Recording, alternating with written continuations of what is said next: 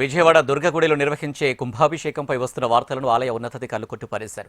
ఆగమ శాస్త్రం ప్రకారమే ఈ నెల 6, 7, 8 తేదీల్లో కంచి కామకోటి పీఠాధిపతి వారి పర్యవేక్షణలో నిర్వహిస్తున్నట్టు ఆలయ అధికారులు, స్థానాచార్యులు తెలిపారు. 2014లో తూర్పు రాజగోపురం ఏర్పాటు సమయంలో కుంభాభిషేకం నిర్వహించినట్టు 12 సంవత్సరాల అనంతరం తిరిగి ఎప్పుడు జరుపుతున్నట్టు తెలిపారు. రాష్ట్ర నలుమూలల నుంచి భక్తులు వచ్చే అవకాశం ఉందని అంటున్న ఆలయ ఈవోతో మా ప్రతినిధి Shyam Kumar face to face. ఈ నెల 6, 7, 8 3 రోజుల పాటు విజయవాడ ఇంద్రకీలాద్రిపై కొలువైన శ్రీ దుర్గా మల్లేశ్వర స్వామివారి దేవస్థానంలో కుంభాభిషేకం అనేది నిర్వహిస్తున్నారు. ఈ 3 రోజులకు సంబంధించి కూడా విస్తృతమైన ఏర్పాట్లు కూడా చేస్తున్నారు. దీనికి సంబంధించి ఎటువంటి ఏర్పాట్లు చేస్తున్నారు మనతో మాట్లాడిన ఈవో సీను నాయక్ గారిని చెప్పండి. 3 రోజుల పాటు ఎటువంటి కార్యక్రమం ఓం శ్రీ కనకదుర్గా పుణ్యభూమి భారతదేశంలో ప్రసిద్ధి చెందిన పవిత్ర క్షేత్రాలలో ఇంద్రకీలాద్రి శ్రీ దుర్గా మల్లేశ్వర స్వామి దేవస్థానం ప్రముఖమైనది. ఈ దేవాలయంలో ముఖ్యంగా మనకు కుంభాభిషేకం 12 ఏళ్లకు ఒకసారి జరుగుతుంది. ఈ యొక్క కార్యక్రమం మనకు ఈ నెల 6, 7, 8వ తారీఖున జరగడానికి కంచి పీఠం అధిపతి అయినటువంటి శ్రీ శ్రీ శ్రీ విజయేంద్ర సరస్వతి గారు నిర్ణయం చేయడం జరిగింది. అందులో భాగంగానే ఇక్కడ 6వ తారీఖు, 7వ తారీఖు, 8వ తారీఖు రకరకాలైనటువంటి వైదిక కార్యక్రమాలు, పూజలు, హోమాలు ఇవన్నీ చేసుకుంటూ చివరి రోజైన 8వ తారీఖు రోజున ఇక పవిత్ర జలాలన్నింటినీ కూడా అమ్మవారి శిఖరం వైపు, విమాన గోపురమైన శిఖరం వైపు నుంచి మనము అభిషేకం అనేది చేయడం జరుగుతుంది. దీనికి సంబంధించి భక్తులందరూ కూడా చాలామంది వచ్చే అవకాశాలు ఉన్నాయి కాబట్టి ప్రత్యేకంగా వారికి వచ్చిన వాళ్ళను వచ్చినట్టుగా దర్శనం చేయించి ఆ యొక్క పూజలు ఏవైతే మనకు యాగశాలలో జరుగుతున్నాయో ఆ పూజలన్నింటినీ కూడా లైవ్లో ఇవ్వడం, క్యూ లైన్లో వచ్చే వాళ్ళ భక్తులందరికీ కూడా స్క్రీన్ల ద్వారా వాళ్ళకి చూసే విధంగా చూడడం.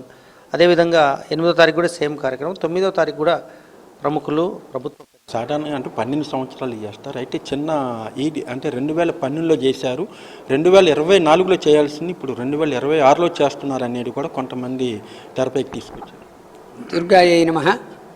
సర్వస్వరూపే సర్వేషే సర్వశక్తి సమన్వితే భయేభ్యస్త్రాహినో దేవి దుర్గే దేవి నమోస్తుతే. జగన్మాత దుర్గాదేవి ఆలయంలో అత్యంత ప్రతిష్టాత్మకంగా, ఆగమోక్తంగా, వైభవపేతంగా ఈ మహాకుంభాభిషేక కార్యక్రమాన్ని జగద్గురువులు, సర్వజ్ఞ పీఠాధీశులు అయినటువంటి కంచి కామకోటి పీఠాధీశ్వరులు శంకర విజయేంద్ర సరస్వతి స్వామి వారిని సంప్రదించగా వారు మంచి విశేషమైనటువంటి ముహూర్తంగా రేపు 8వ తారీఖు ఉదయం 9:36 ముహూర్త నిర్ణయం చేశారు. దానికి వారి కరకమలంలో ప్రత్యక్షంగా చేయటం జరుగుతున్నది.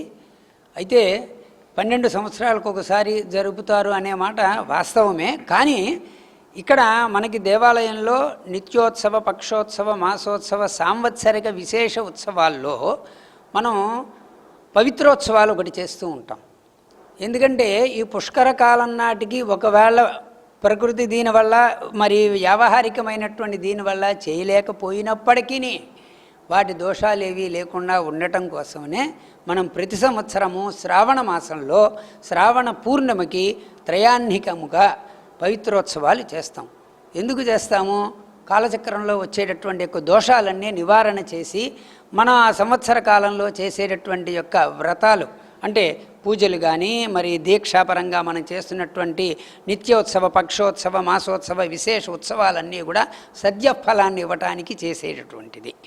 అటువంటిది మనం ఆల్రెడీ మనం కూడాను 2014లో మనం రాజగోపురము, తూర్పు రాజగోపురం కట్టారు. దానికి శిఖర కుంభాభిషేకం కూడా చేయటం జరిగింది. సో దాన్ని తీసుకున్నప్పుడు కూడా మనం ఆ కుంభాలన్నీ కూడాను అన్నిటి మీద కూడాను మనం ఆ రోజు ప్రోక్షణ చేసుకోవడం జరిగింది. అందువల్ల కాబట్టి ఇప్పుడు ఇక్కడ 12 సంవత్సరాలు దాటిపోయింది, 16 సంవత్సరాలు అయిపోయినాయి, 14 సంవత్సరాలు అయినాయి అనేటటువంటి మాట ఎవరో అనామకుడు మరి అవివేకంగా చెప్పేటటువంటి వాక్యాలుగా మేము పరిగణిస్తున్నాం.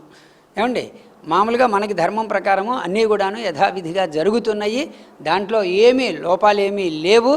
అందున పీఠాధిపతులు విచారణ చేసి నిర్ణయం చేశారు అంటే ఇంకా దాని గురించి ఎవరు మాట్లాడే అర్హత లేదు. అటువంటి గొప్ప ఇదైనటువంటి దీంట్లో అందులో స్వామివారు కూడాను ఆ రోజు సాయంత్రానికే 6వ తారీఖు ఉదయం వారి అనుజ్ఞతోనే మొన్ననే మా కార్యనిర్వహణాధికారి వారు, మా చైర్మన్ గారు వెళ్ళి నాతో సహితంగానే, ఎందుకంటే స్వామివారి దగ్గరికి వెళ్ళేటప్పుడు పండిత సహితంగా ఆచార్యుడితోనే వెళ్ళాలి.